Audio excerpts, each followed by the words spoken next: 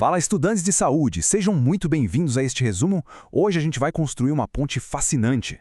E não é qualquer ponte não, é uma conexão direta entre aqueles debates filosóficos intensos lá do século XVIII e as decisões de vida ou morte que nós tomamos hoje na medicina baseada em evidências. Entender essa transição histórica não é só um exercício de imaginação, é literalmente a fundação essencial para a prática clínica moderna. Então vamos começar. Nossa rota hoje é simples e direta. Primeiro, o problema da causalidade. Segundo, a resposta de Kant. Depois, os critérios de Bradford Hill, seguidos pela pirâmide de evidências e as ferramentas da epidemiologia, fechando com a causalidade na prática. Ponto número 1. O problema da causalidade, ou a nossa grande crise filosófica. Todo mundo na ciência já ouviu e repetiu aquele mantra absoluto, né? Correlação não é causalidade. Mas de onde vem essa cautela extrema? Bom, tudo começa com duas visões monumentais. De um lado a gente tem o escocês David Hume, com um ceticismo enorme. Ele dizia que a causalidade não existe na natureza, que é só um hábito psicológico. A gente vê duas coisas acontecendo juntas várias vezes e a mente cria essa expectativa. Isso, claro, gerou uma crise gigante na ciência. Do outro lado, chegou Immanuel Kant argumentando que não, a causalidade não é só um hábito, é uma regra a priori, uma estrutura interna necessária que a nossa mente é literalmente obrigada a usar para organizar a realidade. E o Hume ilustrou esse ceticismo dele de um jeito brilhante, que inclusive é o tema da famosa questão 17 da prova final de epidemiologia. Ele usou o exemplo de um jogo de sinuca, as bolas de bilhar. Quando a bola branca bate na preta, o que a gente realmente percebe? A gente vê o movimento, a gente ouve o som do impacto, mas a força da causalidade em si, essa é totalmente invisível aos nossos sentidos. Se alguém nunca tivesse visto uma colisão na vida, jamais adivinharia que a bola preta ia se mover. A gente só vê a sequência cronológica, nunca a conexão causal direta. Tópico 2. A resposta de Kant. A nossa âncora cognitiva. Pensa bem, se a causalidade fosse apenas um hábito, toda a ciência desmoronaria. Kant percebeu isso. Despertou do seu sono dogmático e trouxe uma solução com a analogia do barco e do rio. É simples. Se você olha para uma casa, seu olhar pode ir do telhado para o chão ou do chão para o telhado. A ordem não muda nada. Mas, se você vê um barco descendo a correnteza de um rio, a sequência é irreversível. Primeiro o barco está rio acima, depois rio abaixo. Kant provou que a nossa mente é forçada a aplicar uma regra de tempo para entender esse evento. Essa foi a grande âncora para a ciência. A gente pode não ver a causa invisível, mas podemos confiar na temporalidade da observação. Vamos para o nosso ponto 3, os critérios de Bradford Hill, que é a tradução de tudo isso para a medicina. Dando um salto no tempo, a gente chega a Austin Bradford Hill. A missão dele era traduzir esse dilema filosófico num kit de ferramentas prático para a saúde pública.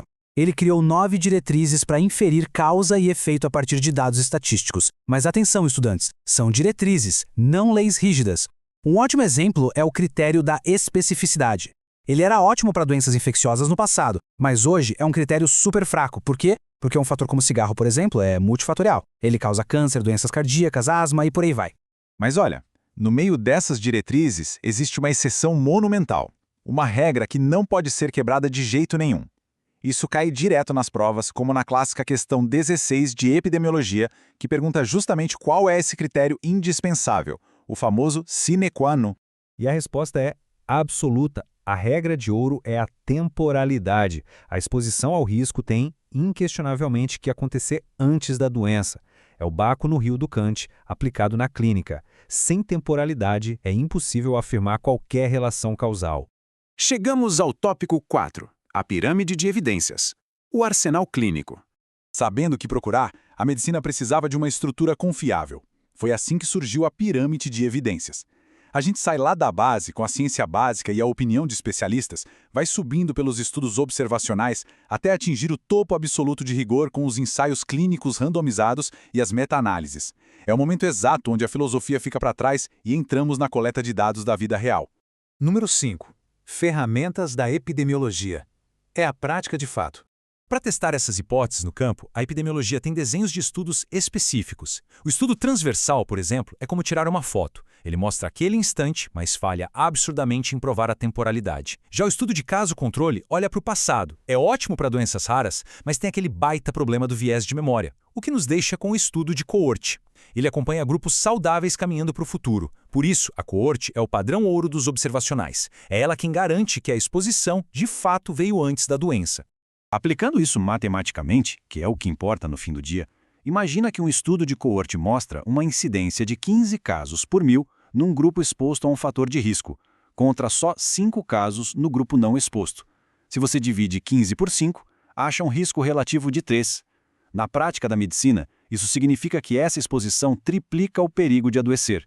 É esse tipo de dado que fundamenta qualquer intervenção em massa. E vamos para o nosso sexto e último ponto: a causalidade na prática. Casos encerrados. E aqui que a mágica acontece, o impacto no mundo real fica evidente. Aplicando essas ferramentas e provando a temporalidade, a comunidade médica conseguiu provar a ligação letal entre cigarro e câncer de pulmão. Descobrimos que o HPV causa câncer cervical, o que abriu caminho para a gente ter as vacinas incríveis de hoje. E foi exatamente esse rigor científico que permitiu isolar o problema e frear a tragédia mundial da talidomida. Vidas inteiras são salvas porque a gente soube traduzir filosofia em método clínico rigoroso. Para encerrar o nosso resumo, deixo uma provocação final para quem está acompanhando. A ciência, no fim das contas, nunca para. Da mesma forma que Kant revolucionou as ideias do passado para superar Hume, será que as metodologias epidemiológicas que hoje a gente trata como verdades absolutas podem acabar sendo totalmente reescritas por novas descobertas científicas no futuro? Fica aí a reflexão. Muito obrigado por acompanharem e até a próxima investigação.